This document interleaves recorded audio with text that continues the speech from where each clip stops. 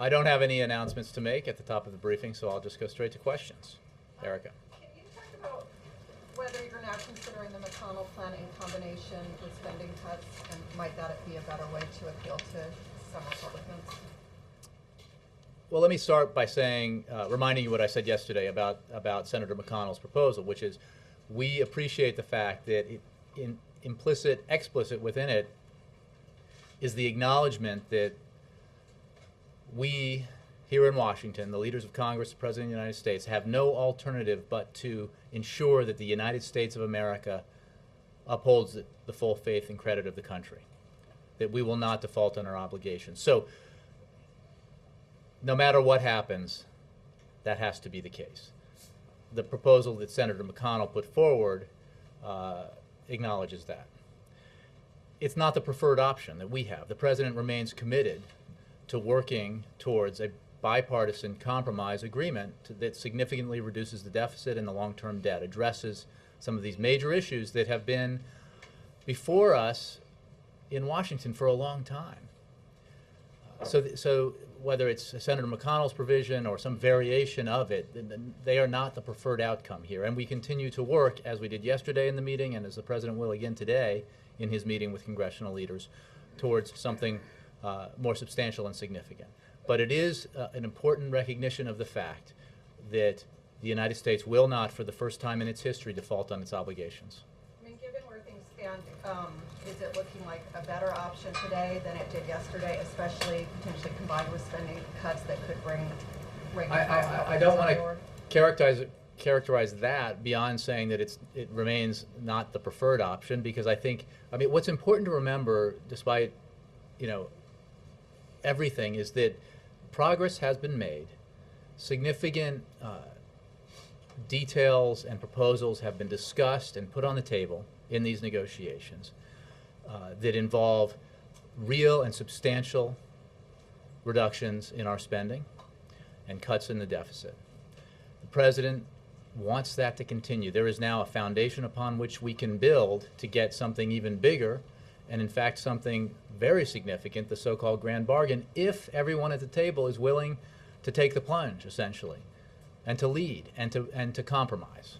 Well, but if that doesn't happen, and if the Republicans move off of their insistence for a one-to-one match between deficit reduction and debt ceiling increase, would the President in that case move off of his insistence on revenue as part of the deal? There's a lot of hypotheticals, and I don't want to draw lines in the sand with regard to things the President may or may not do that may or may not come to pass. The President insists that a substantial agreement that involves substantial deficit reduction has to include all the things that drive our deficits and debt. And it has a balanced approach. That includes cuts in entitlement spending, as well as cuts in discretionary spending, as well as cuts in defense spending, as well as cuts in tax code spending. So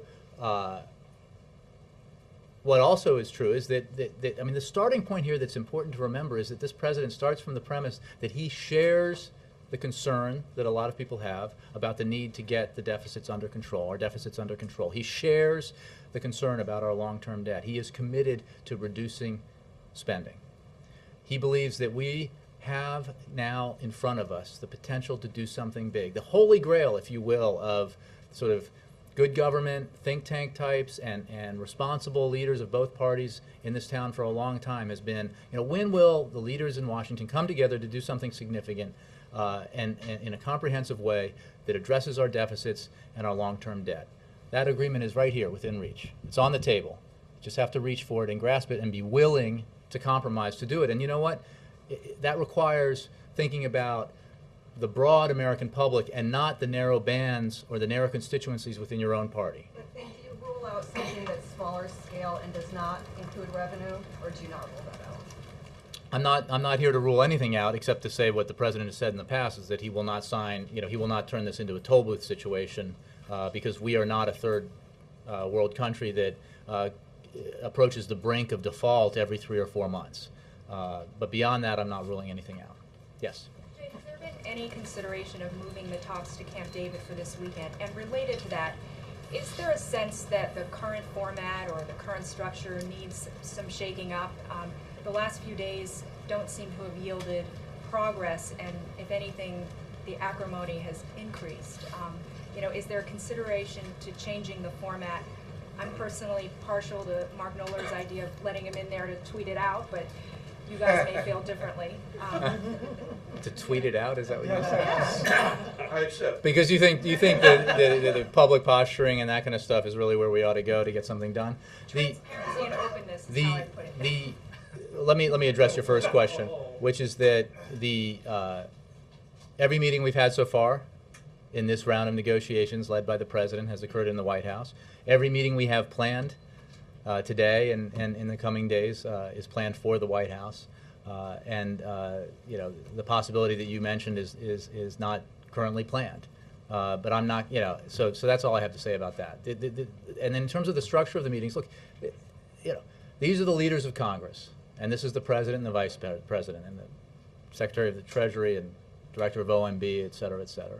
These are the people who have to, in the end, come to an agreement. And whatever table they sit around in whatever room, it's still the same people who have to do this. And it's important to note that the fact that we have these negotiations and discussions here in the White House in the cabinet room does not preclude, obviously, additional conversations among lawmakers or smaller groups or other interactions that help move things forward. And in terms of, look, I think nobody said this was going to be easy. And in terms of the progress that has been made, I go back to what I was just saying. Progress has been made. It's important to remember that not every member in there, in fact, the majority of the folks in there from Congress, were not participants in the conversations led by the Vice President. They were not participants, except for the two men themselves, in the conversations between the Speaker of the House and the President of the United States. And so there was a lot of significant detail that everybody needed to be brought up to speed on. We are now in a situation where our side, the White House, has made clear in a presentation yesterday that there are significant cuts, $1.5 trillion in cuts that everybody can agree on, real and significant. An additional $200 billion in cuts that essentially we believe everybody can agree on. That's $1.7 trillion, significant in and of itself. The President wants more. You know why? Because that significant agreement is right there on the table to be achieved if people are willing to lead and to compromise and not posture and not cater to segments of their own constituency. So we want to build on that. Today they will discuss significant issues in terms of savings that could be found, reasonable savings that can be found in the health care entitlement programs. Significant savings that can be found through the tax code. And all it requires is for leaders of both parties, as well as the President, to decide that achieving something significant here is a worthy goal, and that they're willing to get outside their comfort zone. They're willing to take the heat that will inevitably come when leaders lead and make significant choices, because inevitably, not everybody in your party, whether you're a Democrat or Republican, is going to be happy with the choices you make. But the goal here is worth taking that risk.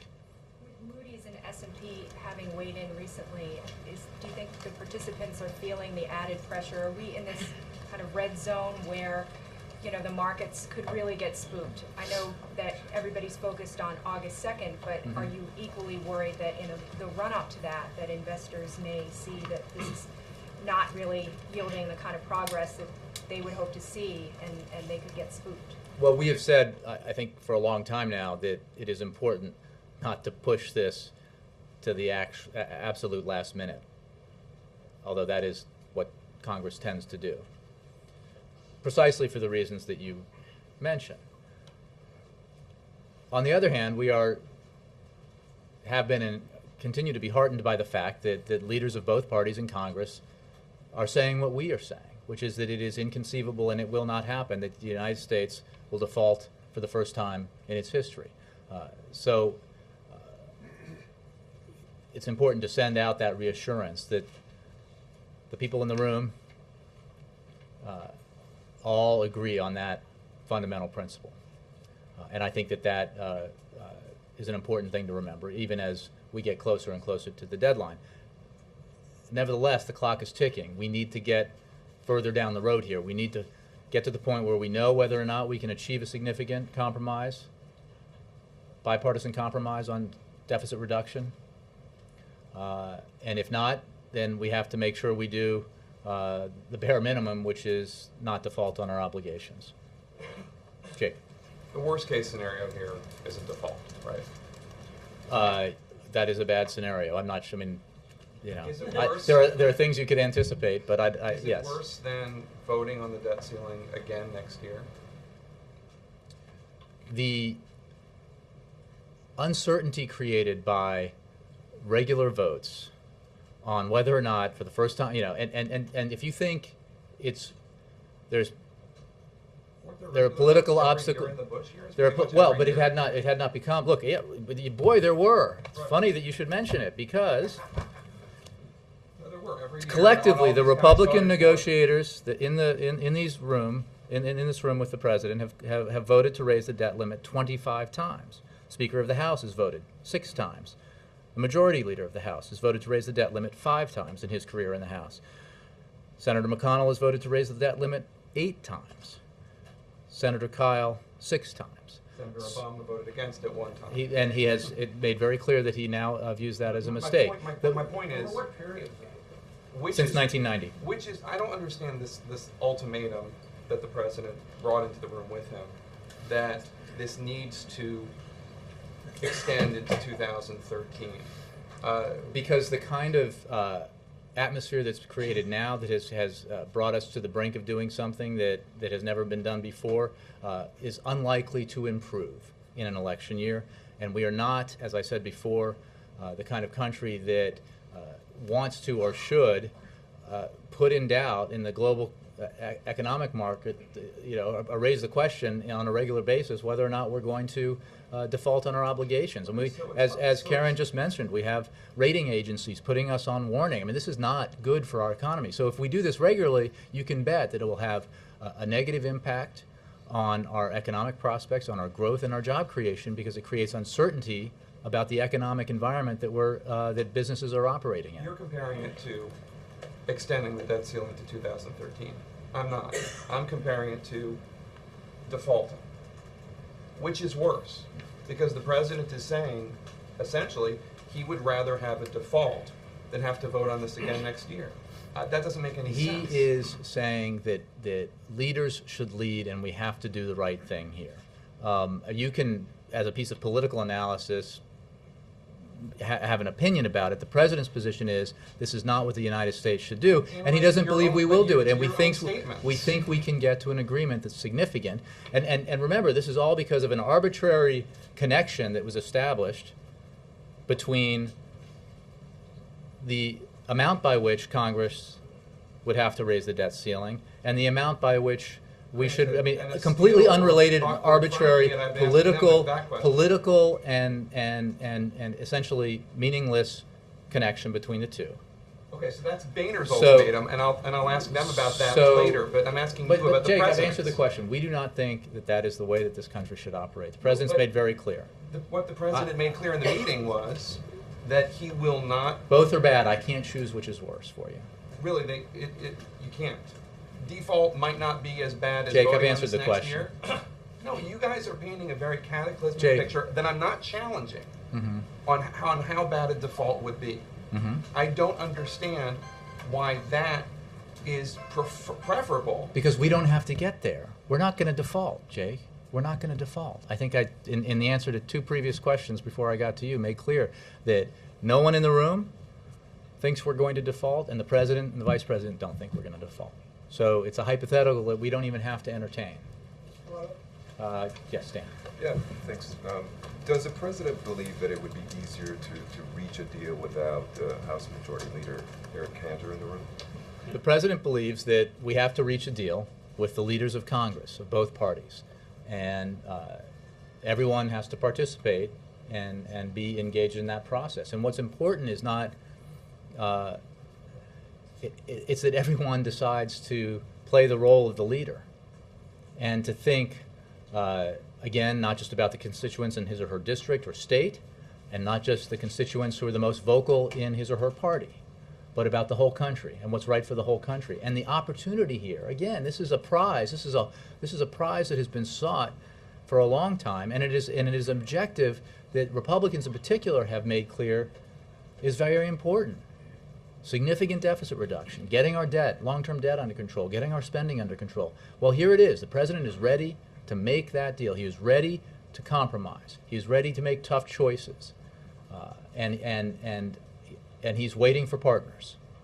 So the president doesn't think that Cantor has complicated the process in any way? Look, I think it's a complicated process. What has to happen is that the leaders of both parties in both houses have to be willing to do the right thing for the country. Not the party, not a narrow band of constituents, but for the country. How does the White House view Friday? I mean, if that's sort of the ultimate date to reach some kind of agreement.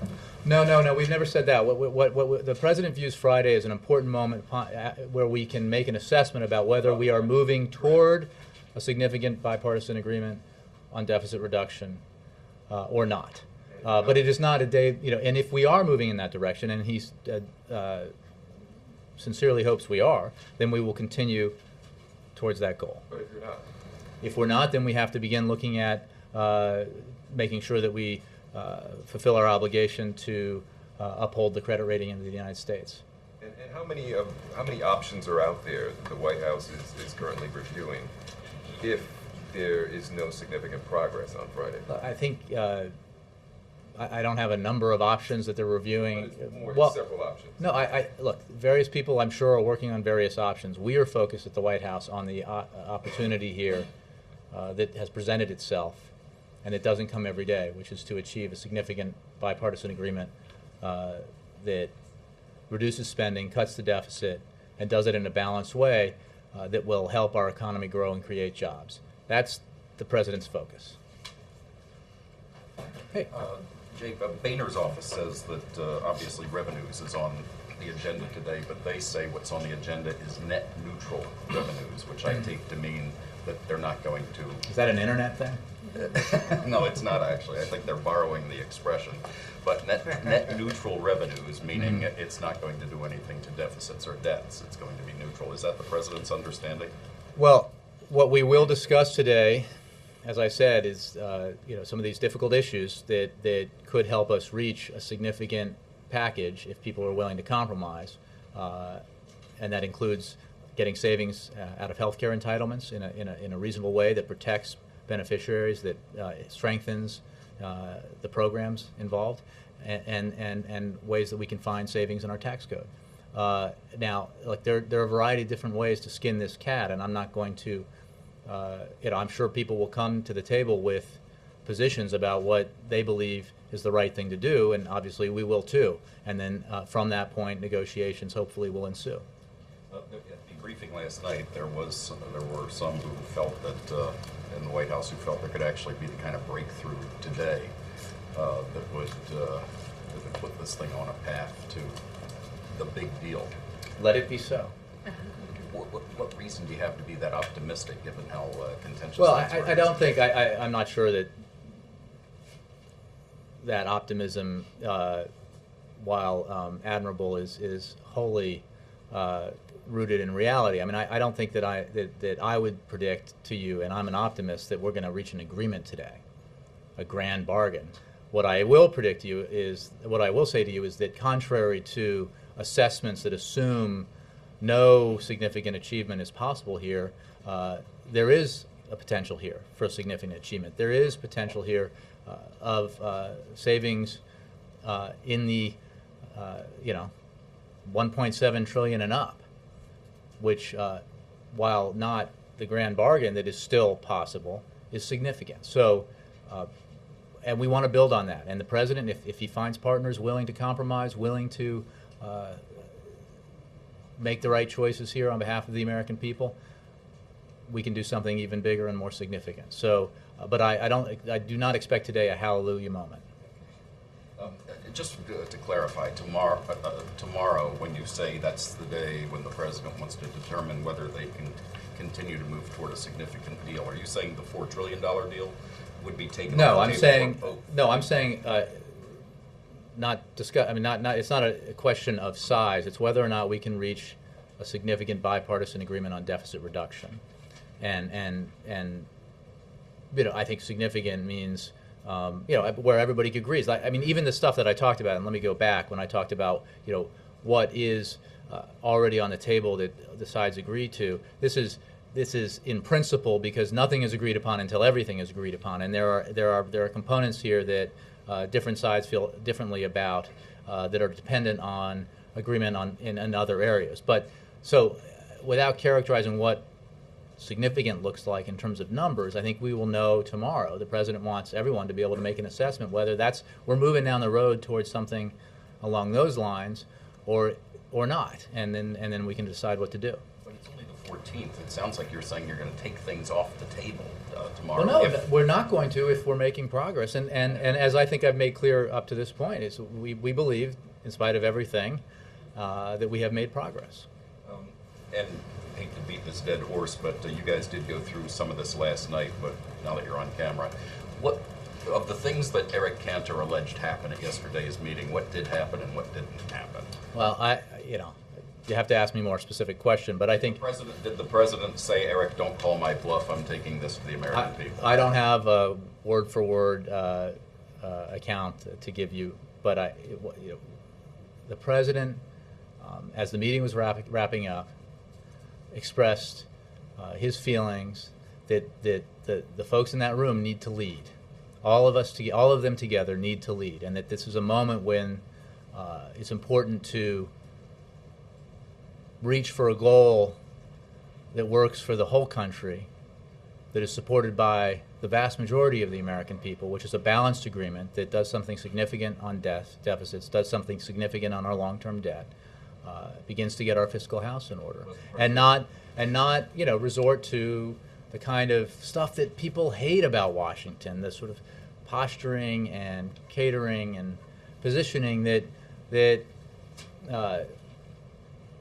don't lead us down the road towards significant accomplishments. I mean, it requires a willingness to move outside of your comfort zone to do something like this. And so that's what he called on the... He did not. It is preposterous to suggest so. That the meeting was wrapping up. He expressed his very strongly held opinion about what we need to do here, and that was the end of the meeting. Did the president invoke Ronald Reagan to say he wouldn't sit here and like this? I don't know. I think that it is fair to say, as any student of history can tell you, that Ronald Reagan successfully reached agreements with the Democratic Speaker of the House that involved balance and involved, in this case, a willingness to accept revenues as part of a package to achieve longer-term solvency, for example, in Social Security or tax reform or things like that. That Ronald Reagan, who is admired widely by many Americans, but in particular Republicans who admire him as somebody who was serious about cutting spending and reducing taxes and getting control of deficits, was willing to work with a Democratic Speaker of the House and accept that he wasn't going to get everything he wanted, and in fact recognize that if he insisted on his maximalist position, he wouldn't get anything at all.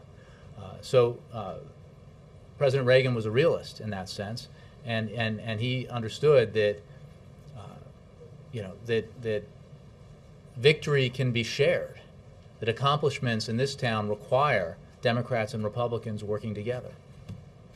President Obama shares that opinion. Mike. Jay, I need to switch gears for a second. Judicial Watch, the watchdog group, has obtained some emails from the administration about an October 2009 incident about whether or not Fox News would get an interview with Ken Feinberg, then the executive pay czar. And publicly, the administration was saying that Fox was not excluded. The emails seemed to suggest that Fox was perhaps punished and was excluded. Has the administration concluded there was any inappropriate activity there? Well, Mike, first of all, let me address a serious matter here that I can say, having looked into this matter, that no one at the White House, either a current or former employee, ever placed a dead fish in the Fox News cubbyhole, which I know is a suggestion. I can also say that it is well known that at the time there was a dispute between Fox News and its coverage and the White House and its feelings about the coverage. I mean, that was then, and you know, we obviously deal with Fox News regularly. I call on you regularly. We give interviews to Fox News, including to Bill O'Reilly, and so but beyond that, I don't really know much about it. As a matter of policy, if there's a pool event, should it be open to all networks? As a matter of policy, I'll have to look at I didn't read that part of the policy manual. Isn't a pooled event when one network pools for the rest? I feel like I'm getting caught in a trick question, and since I wasn't here for that part of it, I'll have to examine that, Mike. Well, if you were going to arrange for a pooled interview with a senior administration official, would you assume that all the standard networks would be included? Again, I have to look at what the policy standards are. But I mean, my point, Mike, is that we regularly engage with every network and every news organization here, including Fox, and give interviews to Fox, and you know, respect the reporters at Fox who are reporters and do their job. So, yeah. Jay, you say it's a hypothetical and there will not be a default. So I'll ask again today, even though I know we plow this ground every day, but we're one day closer. Has the administration begun to prioritize how it will handle a default on August 3rd? I think you'll have to address that question to the Treasury Department, which does the analysis on what happens in a default. I don't. So it would be the responsible thing to do. I'm not arguing with that. I think that where we get hung up was this assertion that there's a plan B that somehow allows us to get around default. No such thing exists. So it's not If there hypothetical, as you said, if there's actually planning to. It would be irresponsible not to, but I'm not aware of in any specificity of what planning is going on. But I've read that, you know, it just stands to reason that if you have $1 in bills and you only have 60 cents in your pocket, you got to borrow the other 40 cents, but you've just been cut off from borrowing, that you got to figure out what to do. Beyond that, you know, how that process works, I think Treasury OMB is where I would direct you. Okay, I'm sort of curious about the politics of this and how something is going to pass eventually, assuming that something does pass. There's a hardcore, if that's the right word, there's a group of Republicans in the House who will not vote in any way, shape, or form to raise the debt ceiling, no matter what any prospective deal looks like. Inside these rooms, are these people taken into consideration, or are they largely taking themselves out of consideration by adopting that position? Well, in the room we have leaders of both houses of Congress, including of the House of Representatives, where I think some of the folks that you're talking about reside. You know, the leaders in that room take that into account. They know that the need for the United States to pay its bills and fulfill its obligations is a national priority. It is not a Democratic priority or a Republican priority, and it is, in fact. I mean, I think that when you talk about those members who seem to think that there is little consequence to the prospect of defaulting, you know, despite all the significant evidence to the contrary, that they need to think twice about, you know, what goals are they looking to achieve here? Because remember, raising the debt ceiling is simply a mechanism by which Congress is allowed to borrow the money to pay the bills that it ran up already. You know, this is not, we're not talking about new spending here. We're talking about spending that was run up, and we're talking about our national debt, spending that was run up disproportionately prior to this administration coming into office. So this is a shared responsibility, and I am confident that it will be viewed that way and is viewed that way by the American people. Laura.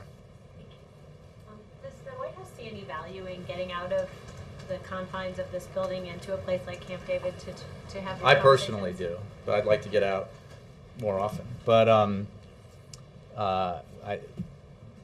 I don't know. Does the administration as a whole see a value in getting? Does the people in the White House who are running these deficit talks see a value? Well, the meetings have been held in the White House, so I think we feel that it's a nice building with some nice rooms and comfortable chairs and a table, and it's a perfectly suitable place to have the meeting. I mean, you're asking me, in theory, would it also be that could these meetings be held in other places? I suppose in theory they could be, but I'm if asking we if felt they're like they in- should be, I think we'd be there. My question is, maybe I should put it this way, what value does it bring to having a meeting in a different alternate setting? Who said we're perhaps it's having a worth- meeting in an I didn't alternate say you setting? were. I don't know. This sounds like a question you could ask like a management training seminar organizer. I mean, what value does it have? I mean, we're holding the meetings So here. what is it? That's the question. But based on what? We're having the meetings here. I see value in having the meeting down the hall from my office and the president's office, and so that as a matter of convenience, that works for me. So, and I think that that Congress is just up the road here. That's pretty convenient. So, I'm not sure what you're asking. Besides convenience. Laura, ask me a question that makes sense and I can answer. I didn't mean. I apologize. Ask me a question that relates to the what we're doing here. I mean, if you're asking me, are we going to another location? We have no plans to do that. In theory, could we, or might that be a good idea? I suppose so. But Why well, use the close? I don't. But because I don't know. I like to move around and see new places, but. Is it your personal preferences? That's why it might. No, but again, Laura, what are we talking about here? I'm not sure you know. I sure don't. I think we all know, and you can decline to answer the question. That's fine. But I honestly am not trying to decline to answer the question. I'm just not sure what the question is. Because it's been reported that we're considering something. I've made clear that we're here. The only meetings we have scheduled are here, so it's like an alternate universe question. What's the purpose of the interviews that you're doing with local TV stations that are here at A lot of folks get their news, believe it or not, from other places besides the news organizations represented here or represented by me when I worked for one for 20 years. So the president tries to. We give interviews to CBS News, and we give interviews to local reporters from local network. Is this part of the effort to take the case to the American people? We've been doing this since he became president. So if the case means explaining what he's doing as president, yes. Yeah. Jay, would you say the talks are becoming increasingly contentious and frustrating as each day goes forward? Would I say that? Yeah. I would say that the talks continue to be serious. They continue to be focused on substantive issues, and they are by and large engaged. They by and large occur in an environment that's reasonably collegial and respectful. Is President Obama feeling frustrated that he's not really getting the progress that he hoped rapidly enough? He's not, and because again, I think there is more progress than is necessarily perceived on the outside, and I'm not. I understand that this is hard stuff, and participants in the meeting come out and talk about the disagreements, but it's also important to remember that there are areas of agreement and there are areas of overlap where we can reduce spending and build upon that to do something even more significant.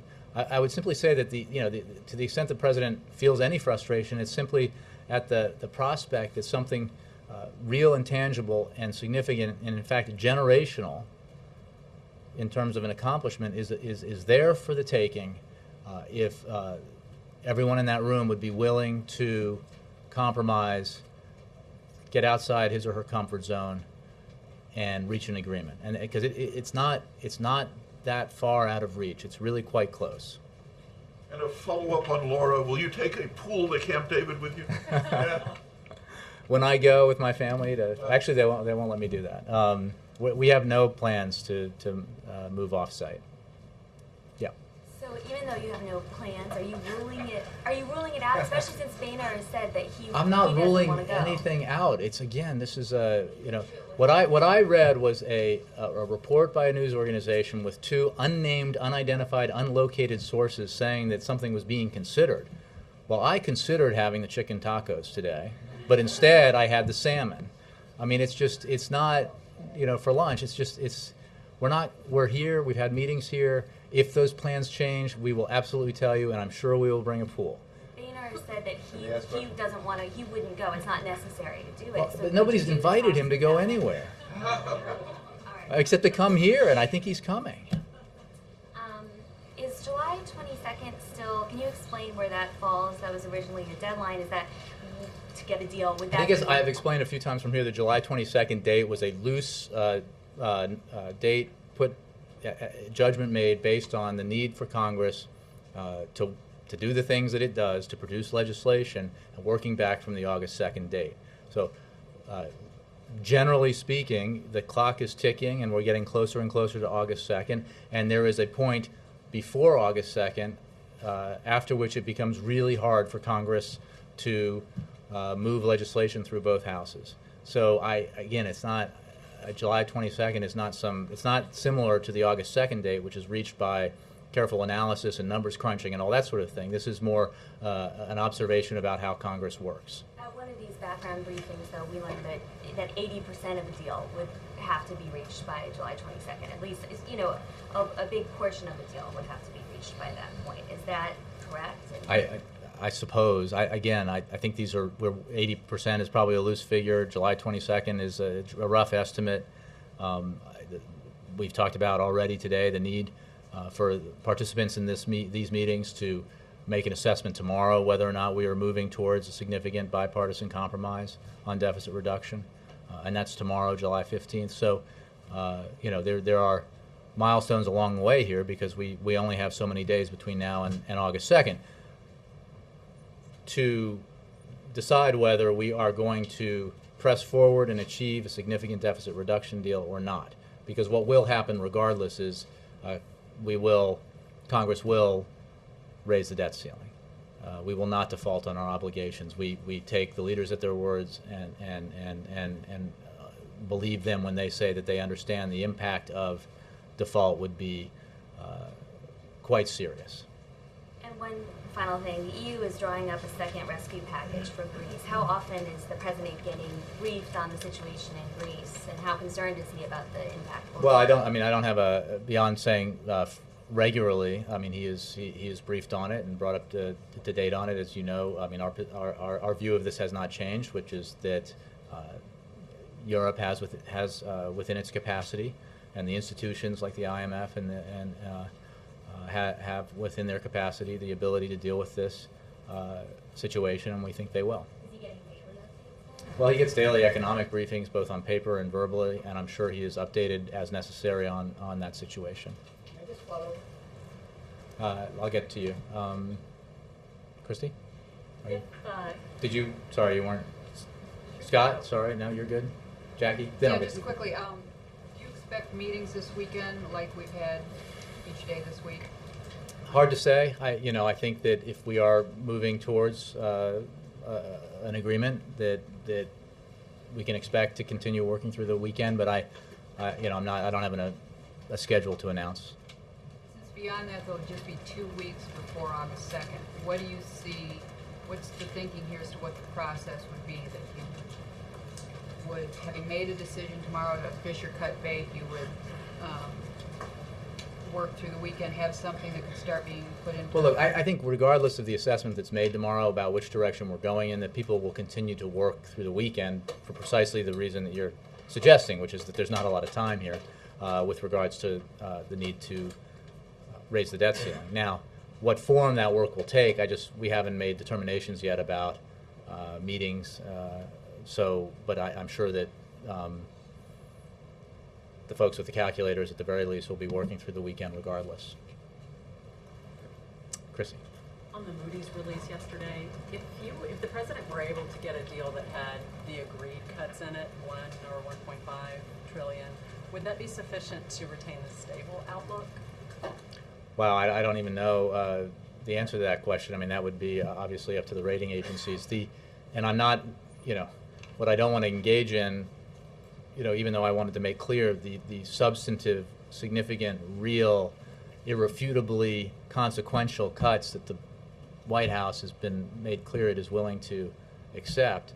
I am not at all willing to say, we want to stop here, or we'll be satisfied with this, or I'm not drawing any of those lines in the sand. The president wants to continue working towards the most significant package possible that's balanced and it ensures that the sacrifice here is shared. And how the ratings agencies will react to that, I can't tell you. The analysis that Secretary Geithner is doing in the meeting. Not that I'm aware of. I mean, he sometimes speaks a language I don't understand. So. Also, is it accurate do you think it's true that the president would wear the jacket if the group ended up deciding on some kind of exit, McConnell-style exit strategy? I think the meaning intended here was that the president is willing to take responsibility for leading, and that he is willing to do what it takes to compromise to reach something significant, and that he is willing to own it if other people won't, that we have to raise the debt ceiling because the United States is the United States and it does not default on its obligations. That's the jacket you get to wear when you're the President of the United States, and he'll wear it. Let me move around a bit here. Yes? The President yesterday issued a statement on Mumbai terrorist attack and he offered help to India in investigations. Today, do you have any information on who was behind the attack? We're obviously the Indian government is investigating that, and we have offered to assist in any way we can, but I don't have any information regarding who might be responsible. And secondly, Secretary Clinton is going to India next week for the second strategic dialogue with India. Is he carrying any message from the president for the talks? I would refer you to the State Department. As regards the attacks, the same message that was expressed in the statement the president put forward yesterday. But in the talks themselves, I would send you to the State Department. Yes. The president continues to push for the largest deal possible, and yet a lot of lawmakers have outwardly said they don't think it's going to be possible. Is it still realistic to think that a large deal is possible? Yes, it is realistic. I'm not being Pollyannish, and I'm not going to say that it's going to happen, it will happen, it's guaranteed, or it's an odds-on likelihood. But I think that the whole purpose of the meetings we've had so far is to clear the decks, look at what has been discussed in previous negotiating rounds, where we have agreement, look at where we're close to agreement, come to agreement on that, and keep building. And the building process continues today as we look at some of the areas of disagreement on entitlement spending and on spending through the tax code. And if there is a willingness to compromise on that, you keep building, and you can get to what's been called a mid-size deal, and you can get to something even bigger if you're willing to compromise. And again, the sentiment that the president feels strongly that we should compromise, that we should do this in a balanced way where everybody accepts that he won't get what he wants necessarily. Everybody accepts the pain of doing things that won't necessarily be popular with elements of his or her party, is not just his. In fact, it's shared broadly and by Republicans and Democrats alike. And as recently as today, I noticed when an op-ed today by former finance director for President George W. Bush, who made very clear that the compromise that has been outlined that's on the table and the balance that it represents is a win. It's a desirable outcome. It's good for the American people. It's good for the economy. It's good for Americans who are Democrats and Republicans, and we should do it. And the president is ready to do it. Finally, it seems like every day there's more of a sort of readout of the verbal back and forth about what's happened. Not just from the White House, but from the Hill. Is there a concern that that's damaging the talks, that it's slowing them down, creating more Well, tension? I think that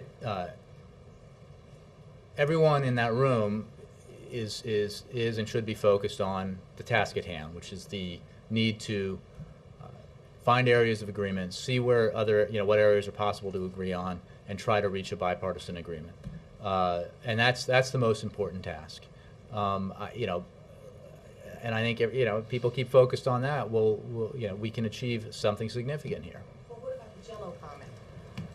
I mean, that's a real comment, and it was subtle. It was very strong what he said. Look, a lot gets said in public by different folks that we all, I think, from both sides discount, because there's a lot of, as I said, sort of people say things to different audiences in their parties and different audiences within their caucuses. What matters is what is being achieved in the room. But you said it was earlier. You said it was a congenial atmosphere. But when you have words like this, Generally. Okay, but generally. Okay, so now listening to this yesterday, dealing with them the last couple of months has been like dealing with Jell-O. Some days it's firmer than others. Sometimes it's like they've left it out overnight. Now that's kind of strong. When you really think about it, Jell-O is slippery, slimy. I mean, I love Jell-O personally. If you mix peas in it, you can get it. That's nasty. No, but seriously, I mean, when you really think of it, you can say Jell-O, but what is Jell-O? Everybody in that room is a grown-up, and everybody is an experienced elected official. We can all survive some of the theater that takes place out in the public arena. Yes, sir. Thanks, Jay. Earlier, you described some of the negotiators in the cabinet room as posturing, as catering. Back when President Obama was a senator and he voted against increasing the debt limit, some critics may say that was posturing, that was catering. How would you describe that?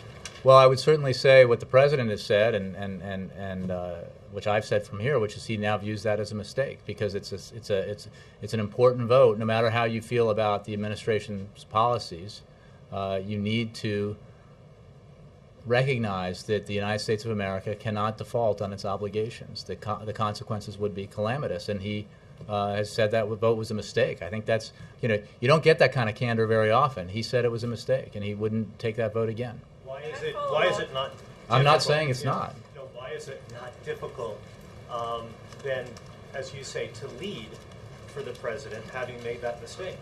Why is it not difficult for the president to lead having taken that vote when he was a U.S. Senator? I'm not sure I understand. I think that acknowledging that he thinks that vote was a mistake is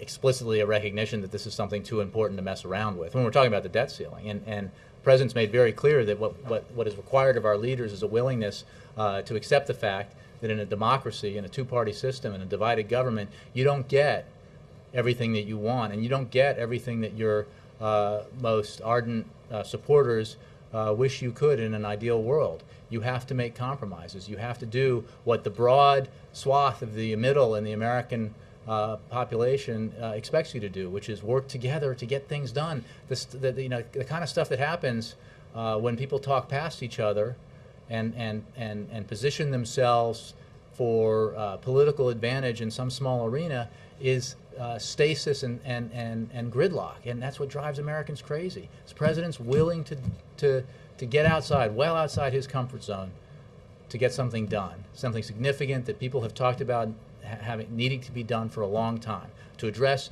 the spending that we have, which I think it's important that everybody understands has been a long time building in terms of deficits and debt. 2001, January 2001, there were surpluses as far as the eye could see.